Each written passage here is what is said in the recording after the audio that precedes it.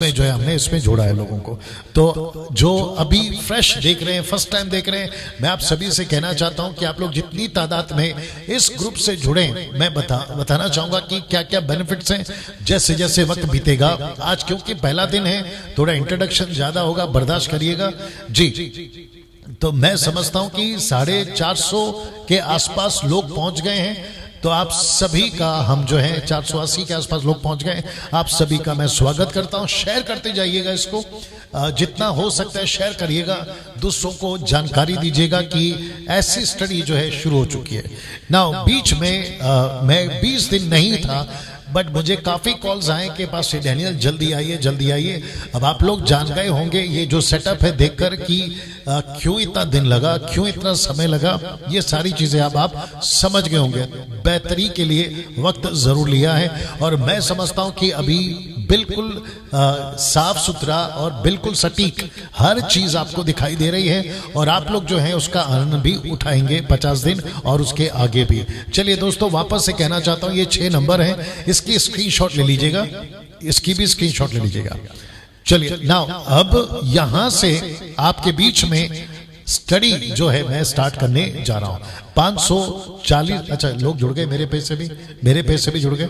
Okay, अभी Daniel राज का जो पेज से मैं अब तक आ रहा था, यानी आज का दिन छोड़कर मैं अब तक जो आ रहा था, मैं उन सभी को कहना चाहता हूं कि सर मसीह मंथन के पेज को लाइक करिए, क्योंकि वहीं से अब सब चीजें चलेंगी। वो मेरा पर्सनल पेज हो जाएगा डैनियल राज, लेकिन मसीह मंथन ऑफिशियली हम जो है जो भी टीच करेंगे वो मसीह मंथन के पेज से ही स्टार्ट करेंगे, टीच करेंगे। सो मैं समझता हूं कि आप लोग जल्दी से उसको लाइक कर लीजिएगा, मसीह मंथन के पेज को जो आपके स्क्रीन के ऊपर आपको दिख रहा है ना। दोस्तों, उत्पत्ति की किताब जो स्टडी है उसकी लगातार 50 दिन अध्ययन हम जो है इसी पर से चलाएंगे, मसीह मंथन के पेज से ना।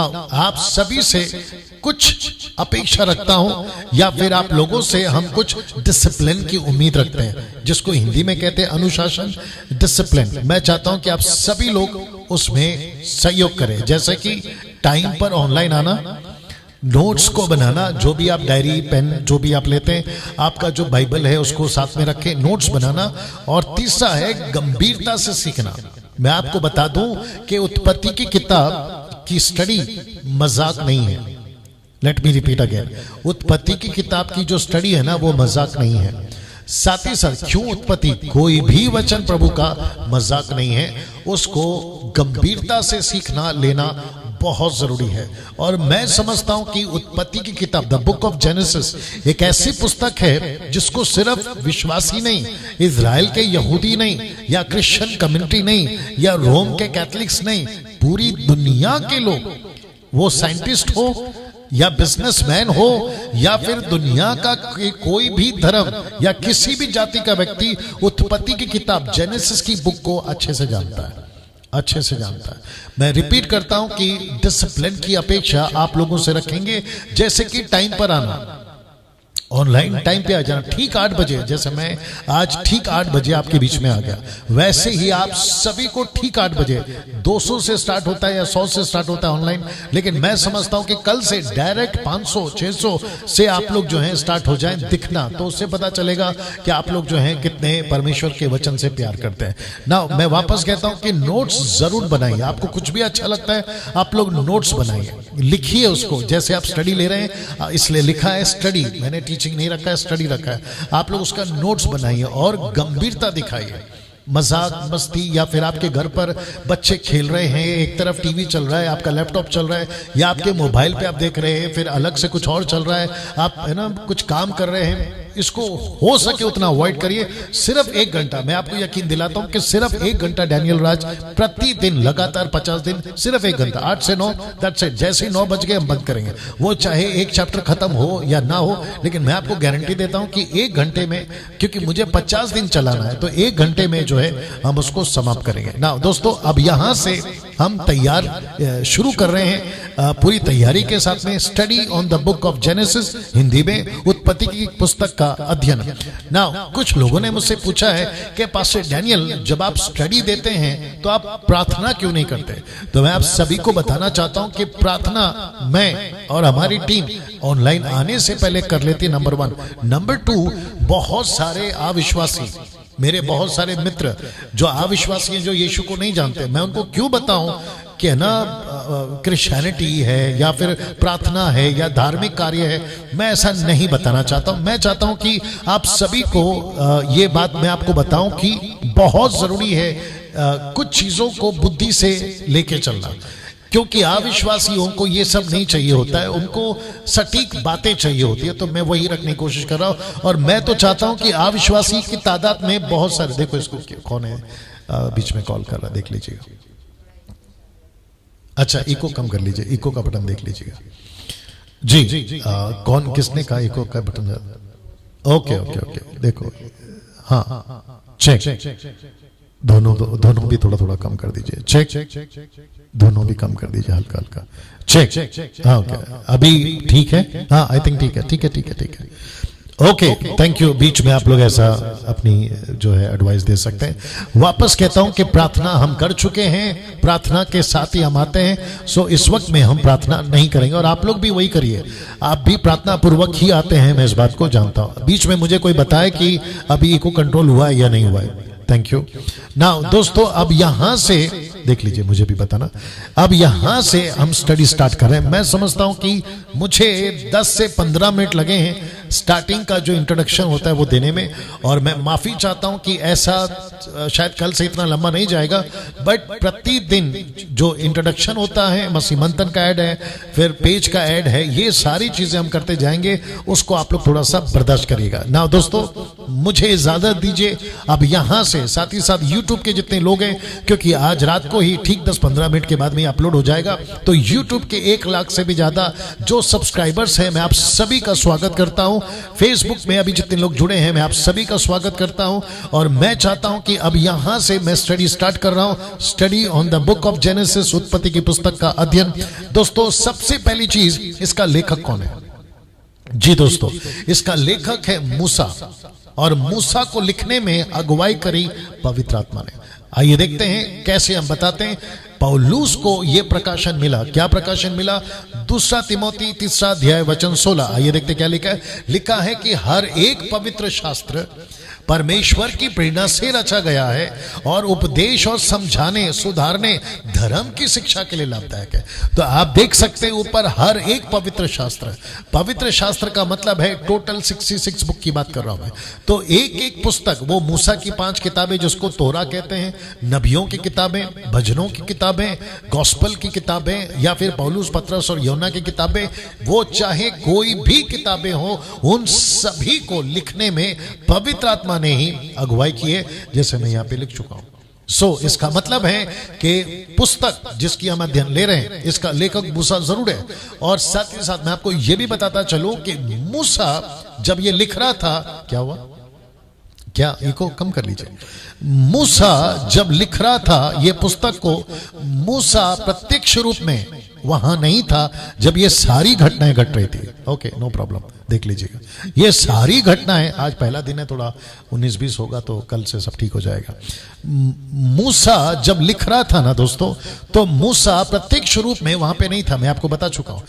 लेकिन जब मूसा, मैं आगे बताऊंगा, मूसा को जब बुलाहट मिली, मूसा को जब एहसास हुआ कि एक परमेश्वर है यहोवा, जो जिसकी कौम से या जिसके इजरायली राष्ट्र से मैं आता हूं, हिब्रू या इब्री लोग, मैं उसमें से आता हूं। और जब उसको पता चला और जब उसको बुलाहट मिली 6 लाख लोगों को 430 साल के गुलामी से आजाद करने का, तो मैं समझता हूं कि उस वक्त के लोग, उसके पहले के लोग, नूह के पहले के लोग, ऐसा जो घटनाएं घटी थी, जो लोग लिखते होंगे, उन सभी की जानकारी के वसीले से, पवित्र आत्मा की अगुवाई के वसीले से मूसा ये उत्पत्ति की किताब को लिख सका।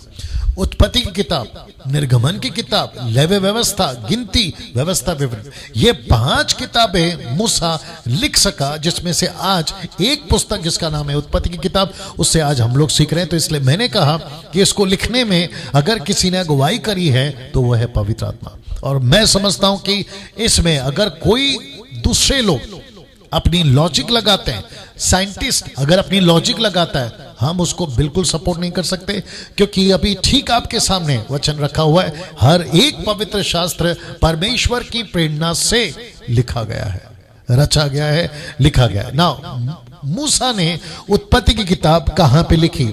संभवतः चांसेस है, सबूत मेरे पास में नहीं है, कि 40 साल की जंगल यात्रा में।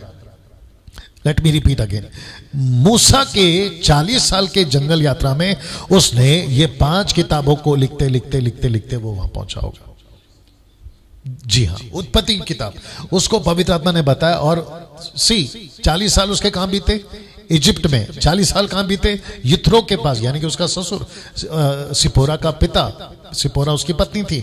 लेकिन उसके बाद के जो 40 साल है, 120 हम काउंट करते हैं मूसा के लिए, बाकी के 40 सालों में ये बातों को लिख सका। अगर कोई जानना चाहता है कि पास्टर डैनियल किसने लिखा? मूसा ने। कहां लिखा? जंगल में। नाउ अब प्रश्न उठता है कि कौन सी भाषा में? जी दोस्तों, भाषा आपके सामने है, इब्रानी भाषा में, हिब्रू लैंग्वेज में उसने इस पुस्तक को लिखा। ये बात को आप बता रहे। नाउ सृष्टि कैसे बनी? अविश्वासी पूछ सकते हैं, सृष्टि कैसे बनी? धनी, यूके का, लंदन का राजा, वो पूछ सकता है, प्रिंस पूछ सकता है, रोडपति, करोड़पति पूछ सकता है, दूसरे धर्म के लोग पूछ सकते हैं, सृष्टि कैसे बनी? नाउ लेट, बड़े ध्यान से सुनना, सृष्टि कैसे बनी उसकी एकमात्र जानकारी या सहारा, इसकी जानकारी का सहारा एक ही पुस्तक है, और वो है उत्पत्ति की पुस्तक, जिसकी अध्ययन आप लोग ले रहे हैं। सृष्टि कैसी बनी इसकी जानकारी का एकमात्र सहारा यह पुस्तक है। कौन सी पुस्तक? द बुक ऑफ जेनेसिस, उत्पत्ति की किताब। उत्पत्ति की किताब। अब आप सोच के देखिए, मैं रिपीट करता हूं, दुनिया का किसी भी धर्म का आदमी सृष्टि कैसे बनी अगर जानना चाहता है तो उसको इस पुस्तक का सहारा लेना पड़ेगा। साइंटिस्ट, वैज्ञानिक लोग, उनको भी अगर जानना है तो उनको भी सहारा इसी पुस्तक से लेना होगा। अगर कोई रोडपति, करोड़पति, कोई भी दुनिया का व्यक्ति हो, अगर उसको जानना है कि सृष्टि कैसे बनी, इस पुस्तक का सहारा। क्या अद्भुत है, क्या अद्भुत है। और आपको खुश होना चाहिए, मुझे खुश होना है, हम सबको अपनी पीठ थपथपानी होगी कि परमेश्वर ने ये पुस्तक बाइबल में डाली, ये पुस्तक बाइबल में डाली। इस बाइबल की शुरुआत आपको दिखा दूं, इसकी शुरुआत ही उत्पत्ति की किताब से होती है। दिख रहा है? इसकी शुरुआत ही, पुस्तक की शुरुआत ही, बाइबल की शुरुआत इस पुस्तक से होती है। तो इसका मतलब है हम एक ऐसे परमेश्वर की आराधना करते हैं, एक ऐसे परमेश्वर को मानते हैं जो आदि है, जो बिगनिंग है, जो सारे चीजों का रचयिता है। बड़े ध्यान से सुनिएगा, मैं फिर से रिपीट कर दूं, पूरी दुनिया को अगर सृष्टि कैसे बनी अगर जानना है, इस पुस्तक को पढ़ना होगा। वाह! और मुझे इस वक्त में, मैं बहुत एक्साइटेड हूं, लगातार 50 दिन बहुत ज्यादा उत्साहित हूं, जिसको आप लोग सुपर एक्साइटेड बोल सकते हैं। इस पुस्तक की स्टडी इस युग में, मेरे जीवन काल पे, मैं जब तक जीवित हूं, अभी मैं दे पा रहा हूं, यह परमेश्वर का अनुग्रह है। और साथ ही साथ आप लोग, वो रखो मेरे सामने, रखो फोन को, साथ ही साथ आप लोग अभी सीख पा रहे हैं, देख पा रहे हैं, क्या अद्भुत है। मेरी पूरी जान मैं लगा रहा हूं इसमें। जी, 1K क्रॉस कर चुका है, 1000 लोग देख रहे हैं। और मुझे मैं समझता हूं कि 20 दिन के बाद आपके बीच में मैं आया हूं, और ये बात बताती है 1K अगर मुझे लोग अभी देख रहे हैं तो ये बात साबित करती है कि आप लोग मुझे 20 दिन में भूले नहीं हैं। आप लोग 20 दिन में मुझे भूले नहीं है। जी, काफी कॉल्स आए हैं, मैं उसके लिए परमेश्वर का धन्यवाद देता हूं। और काफी लोग जो हैं अभी एक्टिविटीज कर रहे हैं, थंब का सिंबल, हार्ट का सिंबल, जैसा ठीक लगे आप लोग अपनी प्रतिक्रिया देते रहें। वो जो बीच में जाता है ना ब्लू वाला, टिक टिक टिक टिक, वो जाते रहने दीजिए। इससे पता चलता है कि आप लोग साथ ही साथ नोट कर रहे हैं, लिख रहे हैं, और परमेश्वर की बातें आपको अच्छी लग रही हैं। ना दोस्तों, वापस कहता हूं कि सृष्टि कैसे बनी इसकी जानकारी का एकमात्र सहारा यह पुस्तक है जिसका नाम है उत्पत्ति की पुस्तक, जिसका आप अध्ययन ले रहे हैं ना। अब एक इंटरेस्टिंग बात बोलने जा रहा हूं, बड़े ध्यान से सुनेगा। इस पुस्तक को पढ़ने के लिए आपके पास में इस पुस्तक को आत्मिक चश्मे से ही समझना होगा। यह चश्मा नहीं, आत्मिक चश्मा। इसलिए पौलुस कहता है आत्मिक जन आत्मिक बातों को समझ सकता है, अगर वो आत्मिक नहीं है वो नहीं समझ पाएगा। जी दोस्तों, इसका मतलब है साइंस, नास्तिक, अधूरे ज्ञान वाले के चश्मे से आप नहीं पढ़ पाओगे, नहीं समझ पाओगे। साइंस का अपना लॉजिक है, नास्तिक अपना लॉजिक लगाएगा, अधूरे ज्ञान वाले अपना लॉजिक लगाएंगे। अधूरे ज्ञान वाले को तो प्रश्न नहीं उठता, क्योंकि आपको पता है कि वो क्या समझते हैं, क्या सीखते हैं और क्या सिखाते हैं। ये बात अलग है। नास्तिक और साइंस नहीं समझ पाएंगे, इसलिए उनका आत्मिक होना बहुत जरूरी है। जैसे आप लोग अभी सीख रहे हैं, आप लोग आत्मिक हैं, आप समझ पाओगे। मैं सिखा रहा हूं, मैं आत्मिक हूं। आत्मिक से मेरा मतलब है बॉर्न अगेन, आत्मिक से मेरा मतलब है पवित्र आत्मा से भरे रहना। ऑफ कोर्स पवित्र आत्मा जिस दिन हमारा उद्धार होता है उसी दिन आ जाता है। ये बातें हम आपके बीच में सिखा रहे हैं और आपको बता रहे हैं ना। दोस्तों, मैं वापस कहता हूं कि आत्मिक चश्मे से अगर आप नहीं पढ़ोगे, साइंस, नास्तिक और अधूरे ज्ञान वाले, सब दिख रहा है अच्छे से जी, आप फेल हो जाओगे। जी दोस्तों, आप फेल हो जाओगे, आप नहीं समझ पाओगे। फिर आपके मन में कई प्रश्न उठेंगे, या ऐसा क्यों, वे वैसा क्यों। अगर एक आत्मिक व्यक्ति है, पवित्र आत्मा उसको सारी बातें बताएगा और उसको हर एक चीजें लेता चला जाएगा, ठीक है ना। और आत्मिक व्यक्ति हर बातों को समझता है। लेकिन अगर वो आत्मिक नहीं है, अधूरे ज्ञान वाला है, नास्तिक है और साइंस वाला, तो सवाल ही नहीं उठता है ना। दोस्तों, इस पुस्तक में कट टू कट डिटेल्स नहीं मिलेगा। लेट मी रिपीट, इस पुस्तक में कट टू कट डिटेल्स नहीं मिलेगा ना। बड़े ध्यान से सुनेगा। कुछ ग्रुप्स हैं भारत के अंदर, विदेश में भी कुछ ग्रुप्स हैं जो उत्पत्ति की किताब की पहली अध्याय, दूसरी अध्याय और तीसरी अध्याय, मैं आपको बीच में रखूंगा क्योंकि ये 3 अध्याय बहुत इंपॉर्टेंट है। कुछ ग्रुप्स हैं अपने भारत में भी और विदेश में भी जो उत्पत्ति की किताब की कुछ बातों को लेकर वो कहते हैं कि देखो ऐसा लिखा है, देखो ये ऐसा है, देखो ये ऐसा है। और उसके चलते वो क्या करते हैं, कुछ बातों को, क्योंकि डिटेल नहीं है, मैं वापस बता देता हूं कि डिटेल नहीं है, आपको कट टू कट डिटेल नहीं मिलेगा। अगर राहुल आर्या जैसे लोग, सनातन धर्म वाले जैसे लोग, जाकिर नाइक जैसे लोग, या फिर और भी जो ग्रुप के लोग हैं, अगर वो इस वक्त में मुझे देख रहे हैं या सुन रहे हैं, तो मैं उनको भी कहना चाहूंगा कि सर, आप जब बुक ऑफ जेनेसिस पढ़ते हो, उत्पत्ति की किताब, बाइबल की पहली किताब, ओल्ड टेस्टमेंट की पहली किताब, जब आप पढ़ते हो तो आपको कट टू कट डिटेल्स नहीं मिलेगा। अब वो क्यों नहीं मिलेगा, इसका भी जवाब यहां नहीं मिलेगा। ना तो डैनियल राज दे सकता है, ना ही हमारा कोई बड़ा व्यक्ति या फिर कोई सीनियर व्यक्ति नहीं दे पाएगा। क्योंकि मैं आपको बताऊंगा कि इसका अगले वाला जो अभी इसके बाद में एक वचन रखूंगा, मैं पहला कुछ सेकंड तक इसको रख रहा हूं, पहले आप देख लीजिएगा। वापस कहते हैं कि इस पुस्तक में कट टू कट डिटेल्स आपको नहीं मिलेगा। क्यों? उसकी वजह है ये, व्यवस्था विवरण 29 बड़ा आसान है याद रखने के लिए, इंग्लिश में बता देता हूं। The book of Deuteronomy chapter 29 and verse 29, आइए देखते क्या लिखा है। लिखा है कि गुप्त बातें, इसलिए मैंने उसको ब्लैक में स्पॉट किया है, लिखा है कि गुप्त बातें हमारे परमेश्वर यहोवा के वश में, परंतु जो प्रकट की गई हैं, याद रखिए, परंतु जो प्रकट की गई हैं वे सदा के लिए हैं, हमारे और वश में रहे, वंश में रहेंगी, इसलिए कि इस व्यवस्था की सब बातें पूरी हो जाए। मैं रिपीट कर देता हूं, गुप्त बातें हमारे परमेश्वर के वश में है। कौन सी गुप्त बातें? वापस ले जाता हूं पीछे। कौन सी गुप्त बातें? परमेश्वर ने आदम को बनाकर अदन के बगीचे में रखा, तो वो पेड़ क्यों लगाया, उसका डिटेल नहीं मिलेगा आपको। परमेश्वर ने जानवर को कैसे बनाया, उसका कट टू कट डिटेल नहीं मिलेगा। जानवर को बनाया, पेड़ पौधों को बनाया, ये आपको इतना मिल जाएगा, लेकिन कट टू कट, इसलिए मैंने लिखा कट टू कट डिटेल नहीं मिलेगा। इस पृथ्वी पे, मेरी भाषा बर्दाश्त करिए, इस पृथ्वी पे कोई तुर्रम खान, कोई भी बड़ा व्यक्ति, वो चाहे दुनिया का कितना बड़ा साइंटिस्ट हो, नहीं निकाल पाएगा परमेश्वर ने क्या बनाया। सब ठीक है सुमन जी? वापस कहता हूं, ऐसा पृथ्वी पे आपको एक भी व्यक्ति नहीं मिलेगा जो आपको कट टू कट बता सके, क्योंकि बाइबल के अंदर, उत्पत्ति की किताब के अंदर जब डिटेल दिया ही नहीं गया है तो फिर आपको कैसे मिलेगा। इसलिए मैं वापस कहता हूं, जितने क्रिश्चियन से मेरा मतलब है क्राइस्ट फॉलोवर्स जितने देख रहे हैं, मैं उन सभी को कहना चाहता हूं, अगर आप भी बाइबल पढ़ते हैं और आपके मन में भी कई प्रश्न उठते हैं, ऐसा क्यों, वैसा क्यों, अलाना क्यों, फलाना क्यों, तो मैं वापस कहता हूं कि इस पुस्तक में कट टू कट डिटेल्स नहीं मिलेगा। No, you will not find, नहीं मिलेगा। इसलिए यह वचन आपको सपोर्ट करता है। देखिए, मेरे को वक्त का भी ख्याल रखना है, बहुत सारी बातें भी बतानी है। मूसा और उसके 6 लाख लोग, बड़े ध्यान से सुनिएगा, मूसा और उसके 6 लाख लोग बीच बीच में सवाल पूछे होंगे, दानव कहां से आए, मनुष्य के पुत्र या परमेश्वर के पुत्र कौन है, सवाल उठा होगा बीच में। लेकिन आपको पता है इन सभी का जवाब मूसा ने क्या दिया होगा? यही गुप्त बातें परमेश्वर यहोवा के वश में, परंतु जो प्रकट की गई हैं वे सदा के लिए हमारे वंश में रहेंगी, इसलिए कि व्यवस्था की बातें, सब बातें पूरी हो जाए। यही जवाब मूसा को मिला होगा परमेश्वर से, यही बातें मूसा ने लोगों को दिया होगा। और उसके बाद यानी कि यीशु के आने तक भी यही बातें चली होगी।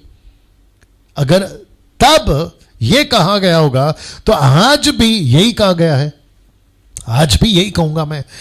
अगली पीढ़ी, अगर यीशु के आगमन में देरी होती है, जो कि संभव है, तो यही जवाब है। आपको सारी चीजें की डिटेल जब बाइबल नहीं देती। और एक चीज, मेरे मित्र उन्होंने कहा था, एक और चीज मैं आपको बताता हूं कि जिस चीज के लिए बाइबल चुप है, जिस चीज के लिए बाइबल चुप है, आपको भी चुप होना होगा।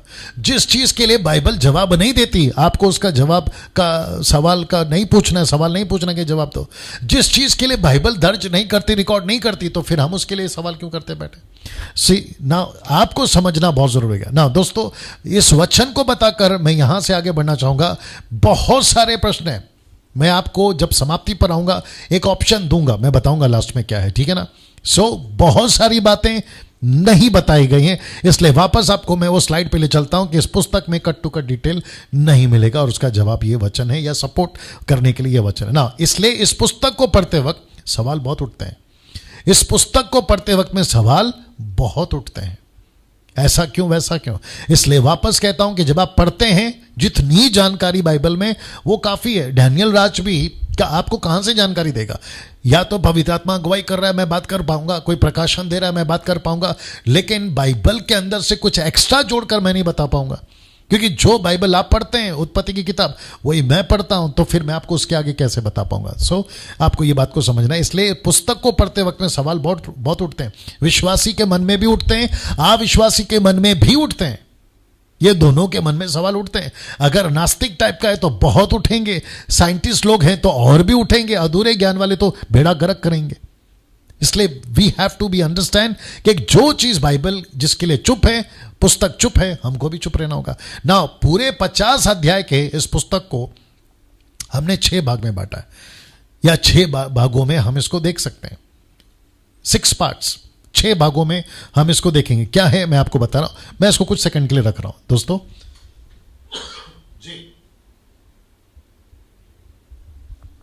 जी दोस्तों, पूरे 50 अध्याय के इस पुस्तक को 6 भागों में बांटकर हम देखेंगे। सबसे पहला 1 से लेके 3 तक, मैं वापस कहता हूं 1 से लेके 3 तक बहुत इंटरेस्टिंग है। क्या है वो? सृष्टि और उसकी घटनाएं। 1 से लेके 3 तक में ये बातें आपको मिलेगी। दूसरा 4 से लेके 6 तक में, यानी कि 4थे अध्याय से लेकर 6वें अध्याय तक में क्या सीखने मिलेगा? दानव और उनके पाप। दानव से मेरा मतलब है जाइंट्स। ये क्या थे, ये क्या किए हैं, ये कौन थे, कहां से आए, इनके पाप क्या थे, इन सब की study sons of gods and daughters of man, इसके ऊपर मैं आपको टीचिंग दे चुका हूं। इसकी वीडियो आपको यूट्यूब पे मिल जाएगी, ठीक है ना। अगर आपको उसका लिंक चाहिए तो कोई मेरे जो एडमिन्स है वो डिस्क्रिप्शन में डाल देंगे तो बड़ा अच्छा होगा, या अभी डालना चाहे कोई डाल सकते हैं। नरेंद्र अगर आप देख रहे हैं तो डाल सकते हैं ना। दोस्तों वापस बताता हूं, 1 से लेकर 3 तक में जो है आपको मिलेगा सृष्टि और उसकी घटनाएं। सृष्टि कैसे बनी, आदम का पाप का घटना, लूसीफर ने कैसे आदम हवा को फंसाया, उसकी घटना का जिक्र है। 4 से 6 तक में दानव और उनके पाप। 7वां अध्याय से लेकर 9वां अध्याय तक में आपको पानी के द्वारा सृष्टि का अंत आपको फ्लड या बाढ़ आप बोलना चाहें, वो आपको दिखाई देगा। 10 और 11 यानी कि ये जो 2 चैप्टर्स हैं, आपको भाषाओं का बांटा जाना यानी कि बेबीलोन, भाषाओं का बांटा जाना, आपको इसका जिक्र मिलेगा।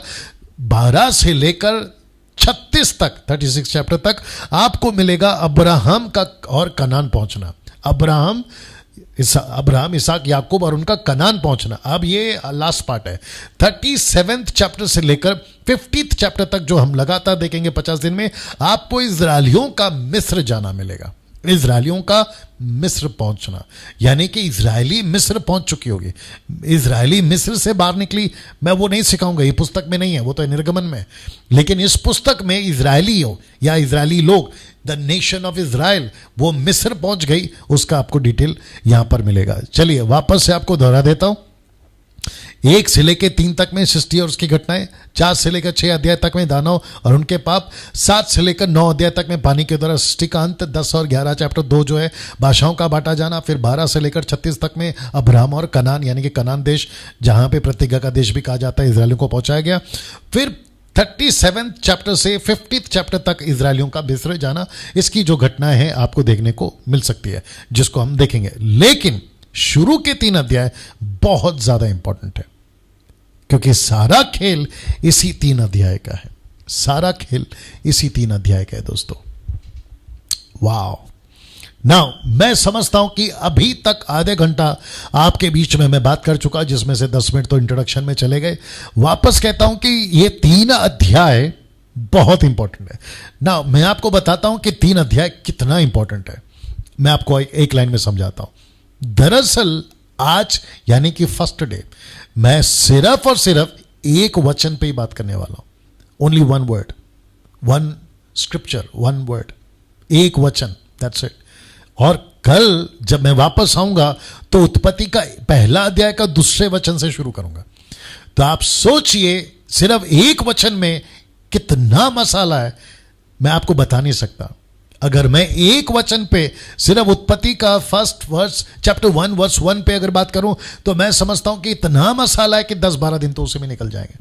बट मैंने कट किया बहुत सारी चीजों को। मैं इतना डीप में भी नहीं गया हूं और इतना हल्का भी नहीं दे रहा हूं, बैलेंस में दे रहा हूं। जैसे मेरी हमेशा कोशिश होती है, द बुक ऑफ डैनियल हो या बुक ऑफ रेवलेशन हो, मेरी हमेशा कोशिश होती है कि मैं आपको उसी तरीके से दे सकूं। सो वापस कहता हूं कि 3 अध्याय, ये 3 चैप्टर बहुत इंपॉर्टेंट है। साथ ही साथ दोस्तों मैं आपको बता दूं कि इस पुस्तक में आपको 7 अद्भुत सेवक देखने को मिलेंगे।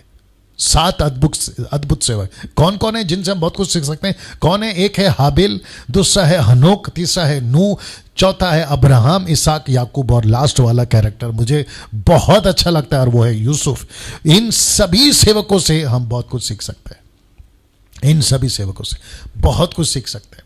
नाउ मैं आपको वापस बता देता हूं कि इस पुस्तक में टोटल 7 अद्भुत, वैसे बहुत हैं, मैंने आदम का नाम नहीं डाला, बहुत हैं, मैंने केन का नाम नहीं डाला, लेकिन मैंने इन सब कैरेक्टर को इसलिए रखा है क्योंकि इनका जीवन 100% समर्पित था परमेश्वर के लिए। और ऐसे कैरेक्टर से हम बहुत कुछ सीख सकते हैं। आपके स्क्रीन के ऊपर आप देख रहे हैं ना दोस्तों। अब यहां से मैं आगे बढ़ूंगा।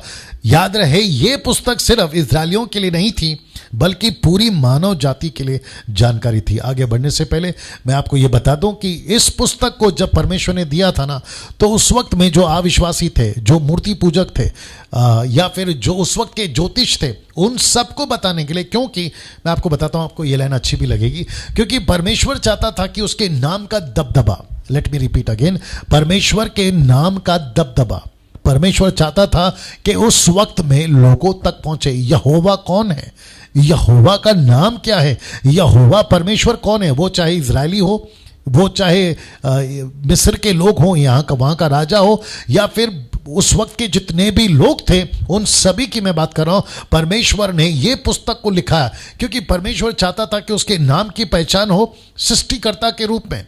परमेश्वर वहां है जो आदि है, अंत है, अल्फा ओमेगा, वो था, वो है और वो रहेगा। परमेश्वर ने इस पुस्तक को उन तक के लोगों के लिए, ना मैं आपको और एक बात बता दूं, आप गूगल सर्च करिए, विकिपीडिया में सर्च करिए, साथ ही साथ जितने भी अविश्वासी है, आज के ज्योतिष साइंटिस्ट, उनको भी पूछे कि उनको इंफॉर्मेशन कहां से मिली, टॉलीवुड, बॉलीवुड, हॉलीवुड, या फिर वो चाहे नेता हो या अभिनेता हो, कोई भी दुनिया का व्यक्ति हो, उन सबको पूछिए कि आदम और हवा को आपने कहां से जाना।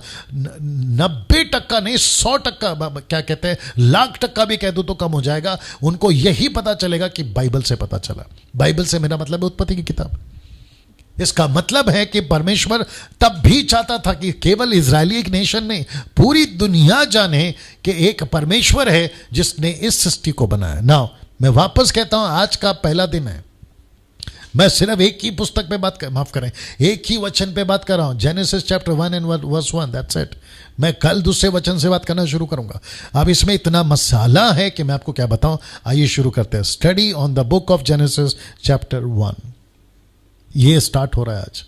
चैप्टर 1 आपके दिमाग के लिए, आपके ध्यान के लिए। चैप्टर 1 सबसे पहला वचन एक जो अद्भुत है, क्या है देखिए, लिखा है आदि में परमेश्वर ने आकाश और पृथ्वी की सृष्टि की। वाह, मैं रिपीट करता हूं, आदि में परमेश्वर ने। अब अगर आप देख रहे हैं कि नीचे अंडरलाइन किया है, मैं आपको उसका मतलब बताऊंगा। लिखा है आदि में परमेश्वर ने आकाश और पृथ्वी की सृष्टि की। उत्पत्ति 1:1, जेनेसिस 1:1। नाउ क्योंकि कुछ लोग इंग्लिश में भी मुझे देखते हैं या विदेश में लोग देखते हैं, उनके लिए the book of Genesis chapter 1 verse 1 KJV version है, किंग जेम्स वर्जन है। In the beginning God, bracket Elohim, in the beginning God created the heavens and the earth. Heavens आएगा वहां पे, आप इस बात को ध्यान रखिएगा। Now in the beginning God created the heavens and the earth. Elohim मैं आपको बताऊंगा क्यों। नाउ जब आप हिंदी में पढ़ते हैं परमेश्वर, ब्रैकेट किया गया है, जब आप परमेश्वर पढ़ते हैं, 1200 लोग देख रहे हैं अभी, 1200 लोग जुड़े हैं, उन सभी का मैं स्वागत करता हूं, क्योंकि मेरे सामने जो मैं खुद देख रहा हूं कि काफी लोग जुड़ रहे हैं।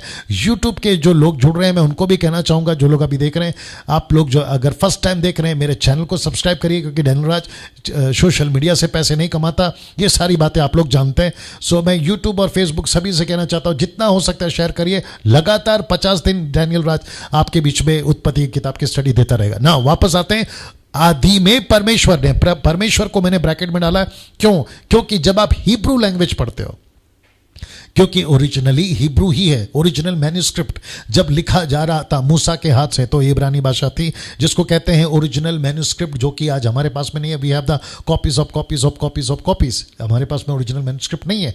लेकिन जब लिखा गया था तो Elohim, in the beginning Elohim created the heavens and earth, ऐसा लिखा है। तो इसका मतलब है एलोहिम ने, परमेश्वर, एलोहिम, एलोहिम परमेश्वर, गॉड ने। तो ये एलोहिम कौन है मैं बताऊंगा, लेकिन सबसे पहला ये प्रश्न आपके स्क्रीन के ऊपर, कौन है ये परमेश्वर? वाह, कौन है ये परमेश्वर?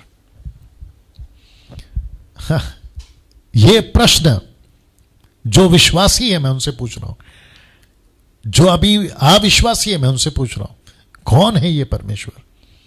अगर आप जानना चाहते हैं, बहुत कुछ रख सकता था, लेकिन मैंने 3 रखा है। सबसे पहला, कौन है ये परमेश्वर? ये मूर्ति नहीं है, ये मूर्ति नहीं है, ये आइडल नहीं है, ये परमेश्वर एलोहिम मूर्ति नहीं है। साथ ही साथ ये अचानक से नहीं आ गया। तीसरा, इसकी एक पहचान है। मैं रिपीट कर दूं, सलोमी आपको बाइबल पढ़ना है, मैं रिपीट कर दूं दोस्तों। सबसे पहला, यह मूर्ति नहीं है। मैं जिस परमेश्वर की बात कर रहा हूं, यह मूर्ति नहीं है। मैं जिस परमेश्वर की बात कर रहा हूं, यह कोई अचानक से नहीं आया। मैं जिस परमेश्वर की बात कर रहा हूं, इसकी एक पहचान है, यह आपको समझना होगा। यह कौन है परमेश्वर जिसकी स्टडी नहीं, वहीं से पढ़ लीजिए, पता नहीं जाएगा कि नहीं जाएगा। या वापस आ रहा हूं दोस्तों मैं आपके बीच में, कौन है ये परमेश्वर?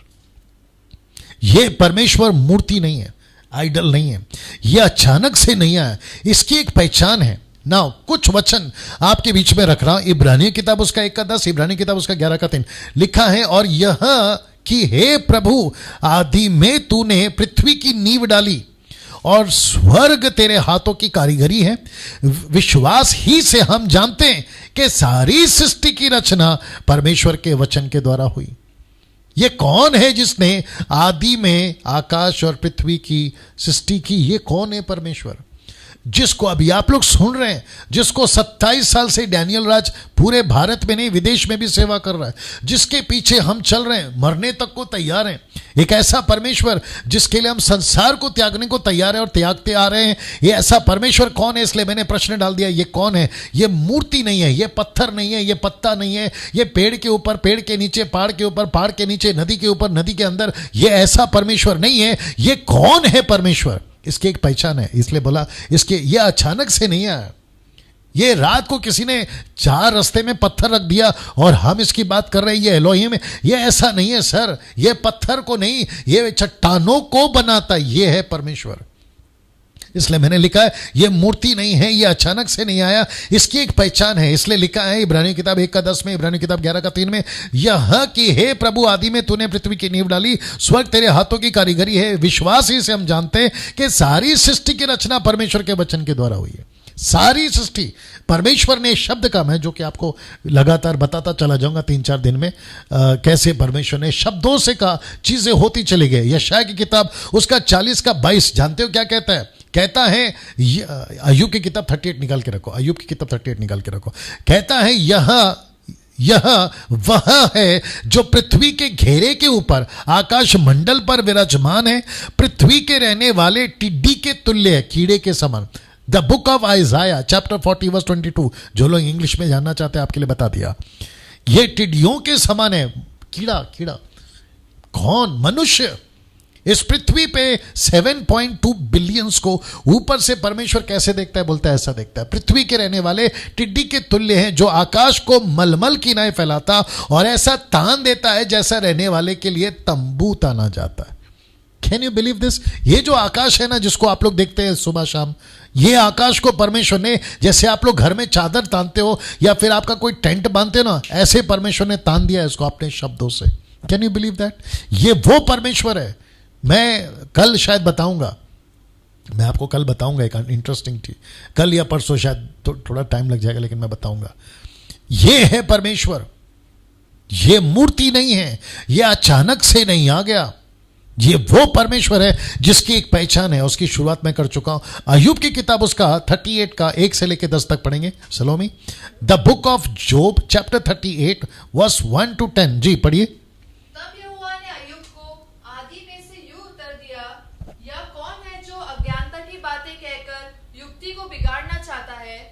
पुरुष के समान अपनी कमर बांध ले, क्योंकि मैं तुझसे प्रश्न करता हूँ और तू मुझे उत्तर दे। जब मैंने पृथ्वी की नींव डाली तब तू कहाँ था? यदि तू समझदार हो तो उत्तर दे। उसकी नाप किसने ठहराई, क्या तू जानता है? इस पर किसने सूत खींचा? उसकी नींव कौन सी वस्तु पर रखी गई, या किसने उसके कोने का पत्थर बिठाया?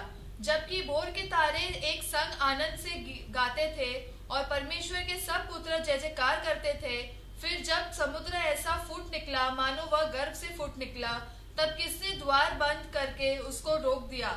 जबकि मैंने उसको बादल पहनाया और घोर अंधकार में लपेट दिया और उसके लिए सीमा बांधी और यह कहकर बड़े और किवाड़े लगा दिए। हो गया 10। मैं जानता हूं कि साथ ही साथ आप लोग भी जब इस अय्यूब की किताब 38 का 1 से 10 तक पढ़ोगे, 38 का 1 to 10 पढ़ोगे, आपको भी पता चलेगा परमेश्वर गुस्से में है।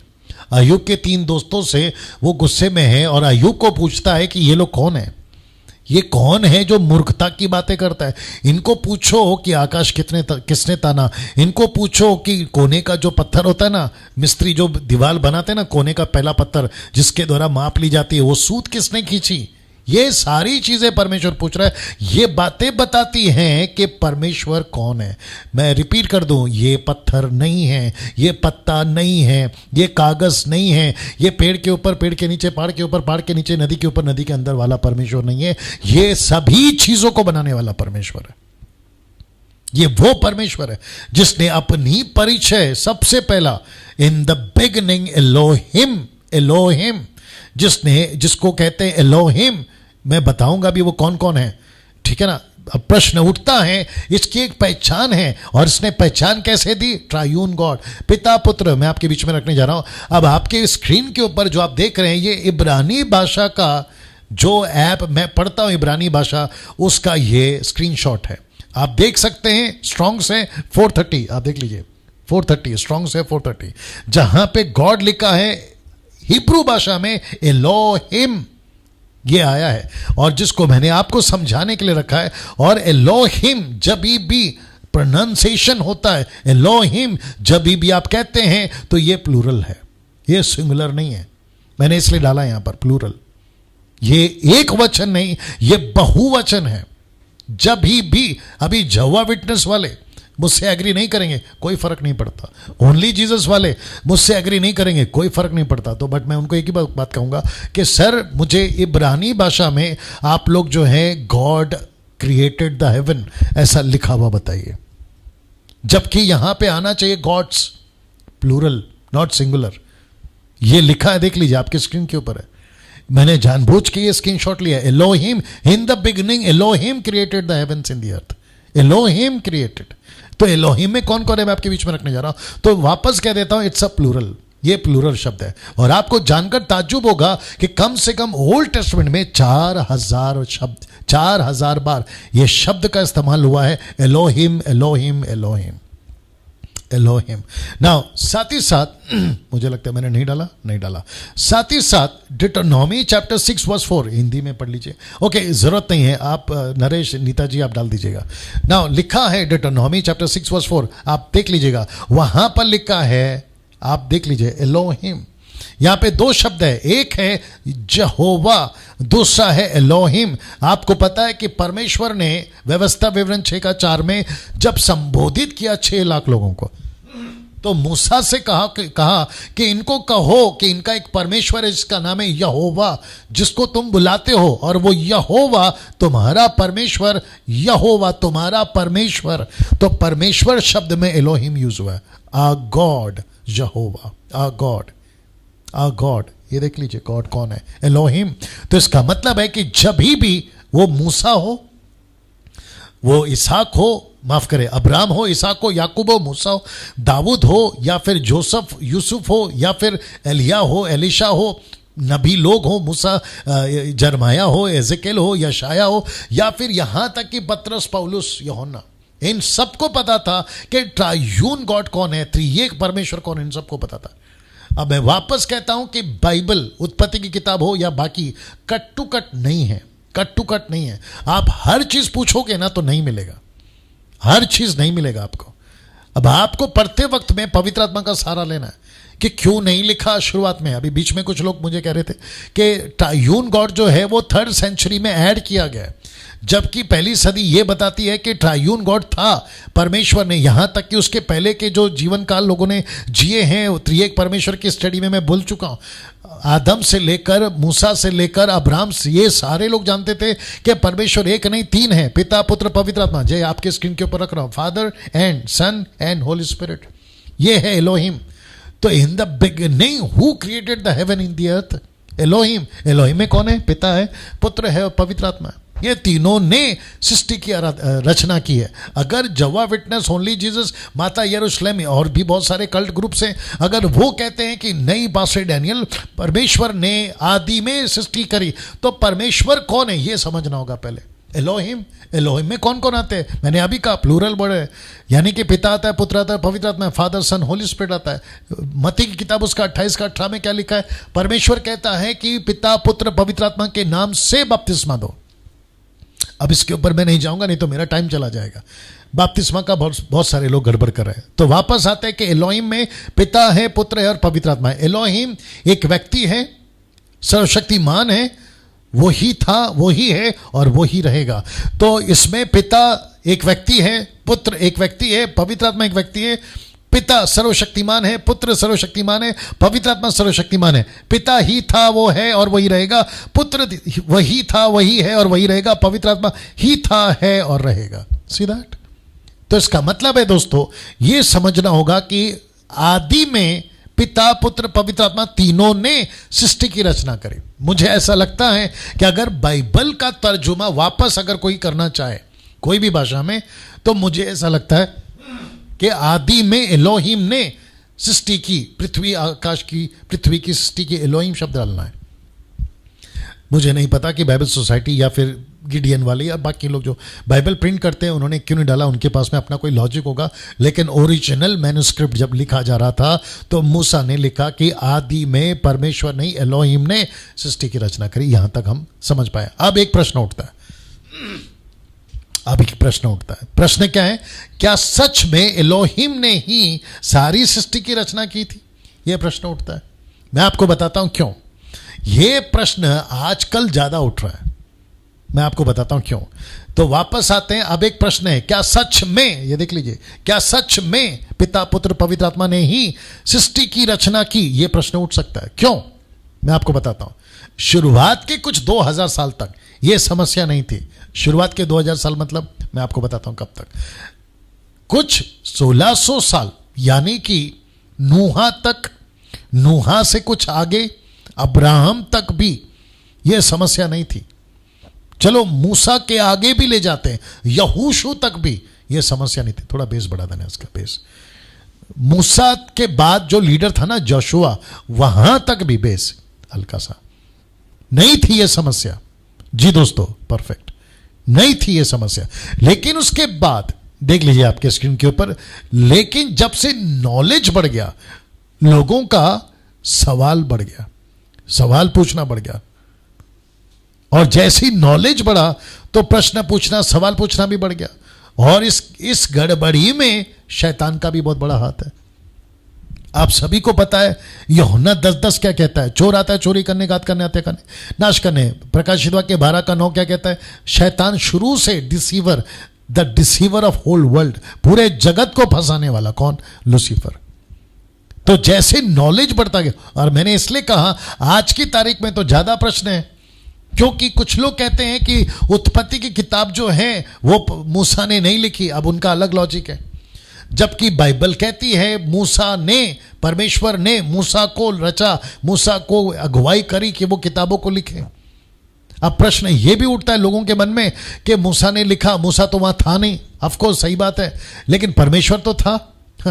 और मैं आपको और एक बात बता दूं कि 10 आज्ञा, 10 कमांडमेंट्स मूसा ने नहीं लिखा, खुद परमेश्वर ने पत्थरों पर लिखा है अपने सामर्थ्य से। तो परमेश्वर लिखता है, परमेश्वर 2 पट्टियों पर, पत्थर की पट्टियों पर 10 आज्ञाओं को उसने लिखा है, जिसका जिक्र निर्गमन की किताब इसका 1 से लेकर 10 तक अगर आप पढ़ोगे तो उसमें है।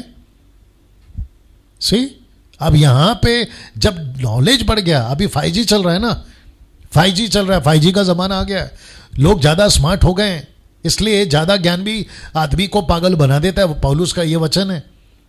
सो जिस चीज में दिमाग लगाना है उसमें ही दिमाग लगाना चाहिए। कोई चीज में दिमाग लगाओगे, बीच में कुछ लोग, ग्रुप के लोग पूछ रहे थे कि मरियम के पेट में बच्चा कैसे आ सकता है, ये सवाल तक पूछ लिए।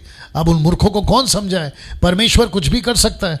हम परमेश्वर से सवाल करने वाले होते कौन है ना? मैं वापस कहता हूं कि ये समस्या, ये जो प्रश्न उठा है ना, क्या सच में ही एलोहिम ने सारी सृष्टि की रचना की? तो दूसरा कोई एविडेंस, दूसरा कोई पुस्तक, दूसरी कोई किताब, दूसरा कोई परमेश्वर, दूसरा कोई ईश्वर, दूसरा कोई देवता निकाल के बताइए। ऐसी कोई किताब निकाल के बताइए जो बताता हो कि परमेश्वर ने आदि में सृष्टि की रचना करी, सिवाय इस पुस्तक के, द बुक ऑफ जेनेसिस के। नहीं मिलेगा आपको। सो वापस कहता हूं कि जब नॉलेज बढ़ा ना तो लोगों ने सवाल पूछना शुरू किया, और इसमें सबसे बड़ा हाथ किसका है? शैतान का। मैं कुछ सेकंड इसको रख रहा हूं, देख लीजिएगा। जी दोस्तों, ना उत्पत्ति की किताब उसका एक वापस आ गया। क्यों? मैं आपको बताता हूं। आदि में परमेश्वर ने आकाश और पृथ्वी की सृष्टि की। ये जो शब्द है ना आदि, मैंने अभी इसको ब्रैकेट किया है। मैंने पहला किसको ब्रैकेट किया था, अंडरलाइन किया था? परमेश्वर को। अभी मैंने किसको अंडरलाइन किया है? आदि में। अब प्रश्न उठता है, ये आदि को कैसे समझे? इन द बिगनिंग, ये आदि को कैसे समझे? ये बिगनिंग को कैसे समझे? और दूसरा प्रश्न ये भी उठता है, कब से है ये आदि? क्या इसकी कोई समय सीमा बाइबल में है? और इसका एक ही जवाब है, नहीं नहीं नहीं। आप देख लीजिए आपके स्क्रीन के ऊपर। अगर कोई पूछता है यह आदि कब से है, तो मेरा आप सभी के बीच में एक ही कहना है, और वहां है, अगर कोई कहता है कि पास्टर डैनियल यह आदि कब है, इसकी समय सीमा कब है? मेरे पास में एक ही जवाब है, क्योंकि इसके पास में ये प्रश्न का उत्तर बाइबल के अंदर नहीं डाला गया है, तो इसका एक ही जवाब है। इसको नहीं जान सकते कि कब लिखा है, तो जवाब है नहीं नहीं नहीं। क्या इसकी कोई क्या इसकी कोई समय सीमा है बाइबल में? नहीं, नहीं है ना। शब्द आदि ना, साथ ही साथ अब समय को भी ध्यान में रखूंगा, और मैं वापस कह रहा हूं कि सिर्फ 1 घंटा हम प्रतिदिन बात करने वाले हैं। नाउ आपके दिमाग में एक पिक्चर को बनाना शुरू करिए, अभी इमेजिन करना, कल्पना करना शुरू करिए।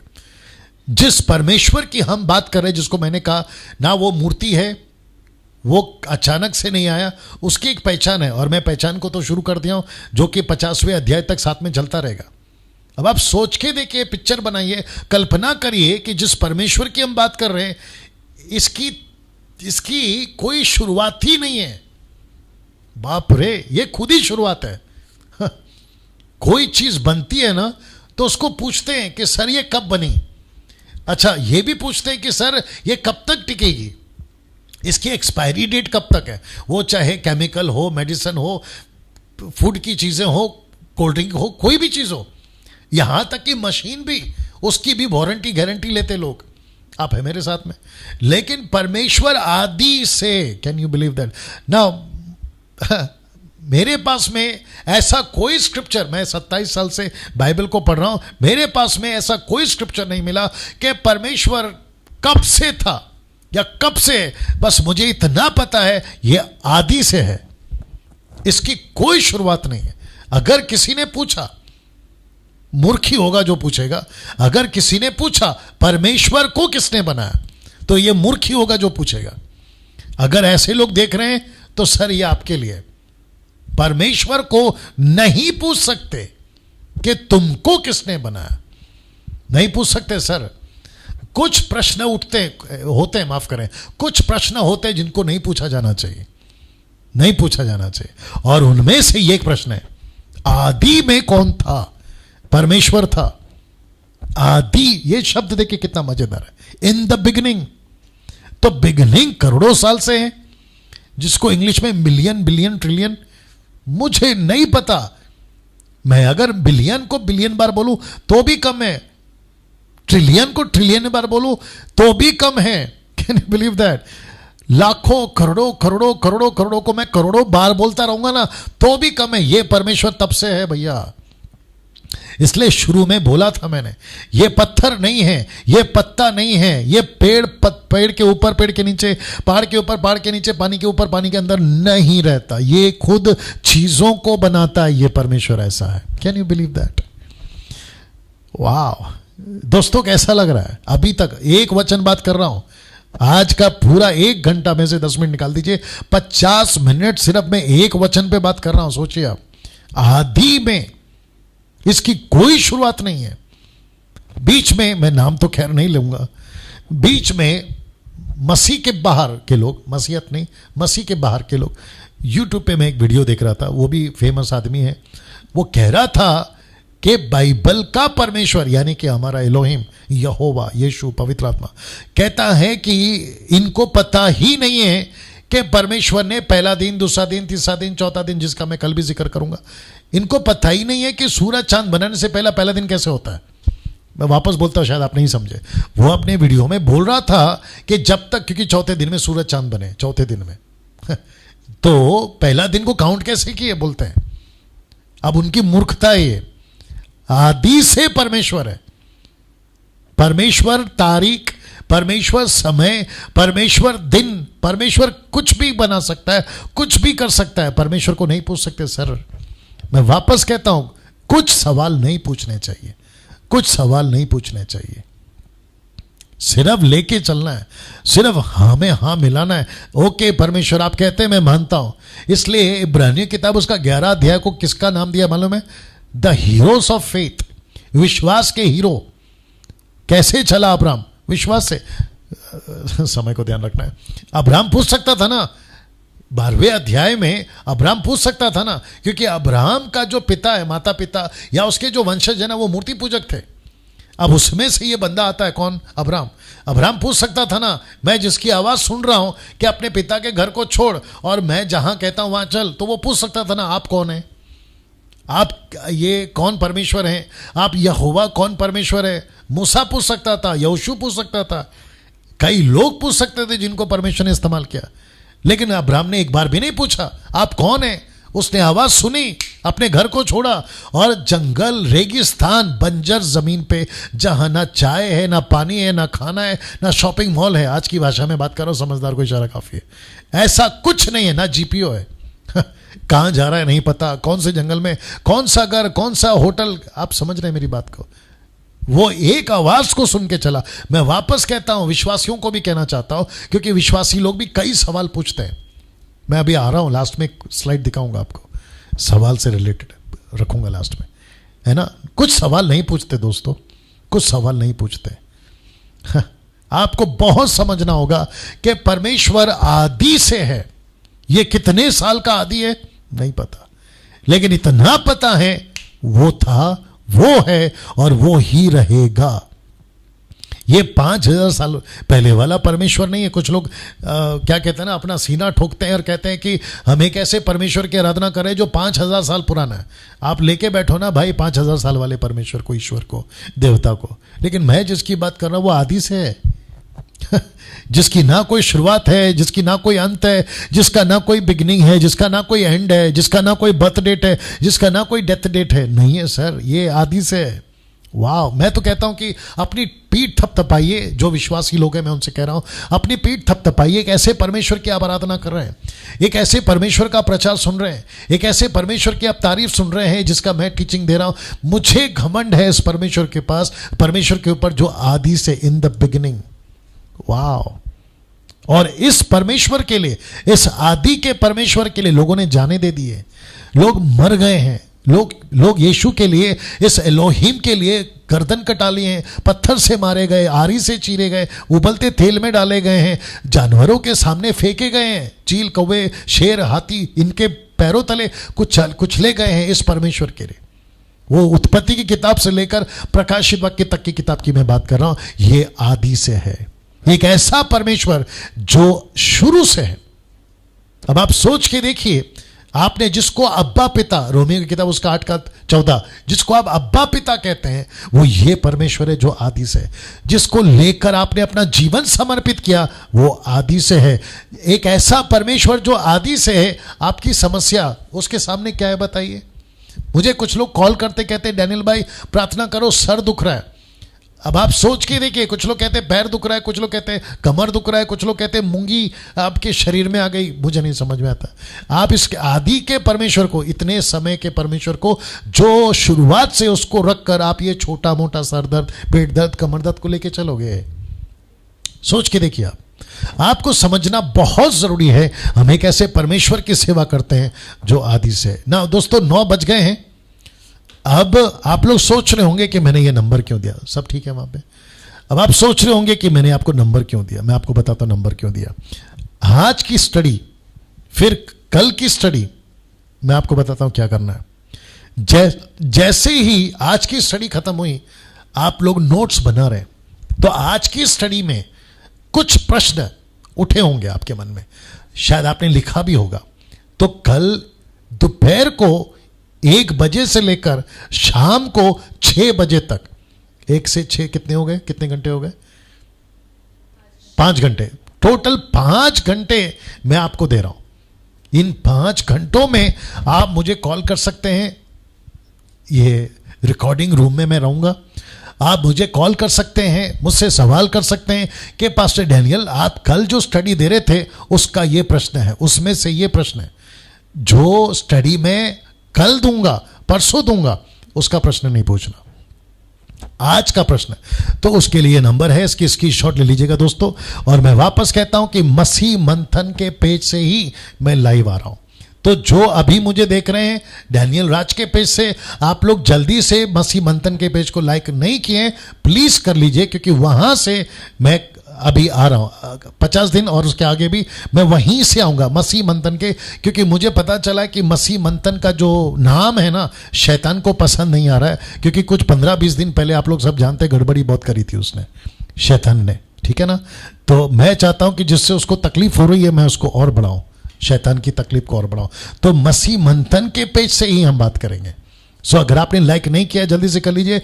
मसीह मंथन के वर्ल्ड ग्रुप में टेलीग्राम ऐप, पहले व्हाट्सएप पे चलता था, अभी टेलीग्राम ऐप पे चल रहा है। उसमें आप लोग ने अगर अपने आप को नहीं ऐड किया तो वो कर ले। 6 नंबर दिए थे और ये नंबर कल दोपहर 1 से लेकर शाम को, मैंने क्या बोला 5 बोला 6, शाम को 6 बजे तक मैं इसी शूटिंग रूम में रहूँगा और आप लोग जो है मुझे कॉल करके बात कर सकते हैं। दोस्तों कल हम बात करेंगे उत्पत्ति 1 का 2। पृथ्वी बेढोल सुनसान पड़ी थी, गहरे जल के ऊपर अंधियारा था तथा परमेश्वर का आत्मा जल के ऊपर मंडलाता था। इसके ऊपर मैं कल बात करूंगा और ये भी बहुत मसालेदार है, बहुत सारा मसाला इसके अंदर है। चलिए दोस्तों, आपको प्रभु आशीष दे। कल ठीक 8 बजे मैं आपके बीच में वापस आऊंगा इस अद्भुत स्टडी के साथ में, द बुक ऑफ जेनेसिस के साथ में। अपना ख्याल रखिए, खूब शेयर करिए, दूसरों को बताइए जो आज नहीं आए। 1200 लोग आज देख रहे थे, अभी भी देख रहे हैं, दूसरों को भी बताइए। मैं समझता हूं कि कई हजार की तादाद में लगातार 50 दिन में लोग जो है सीखे। अपना ख्याल रखिएगा, कल फिर मुलाकात होगी ठीक 8 बजे। प्रभु आपको आशीष दे।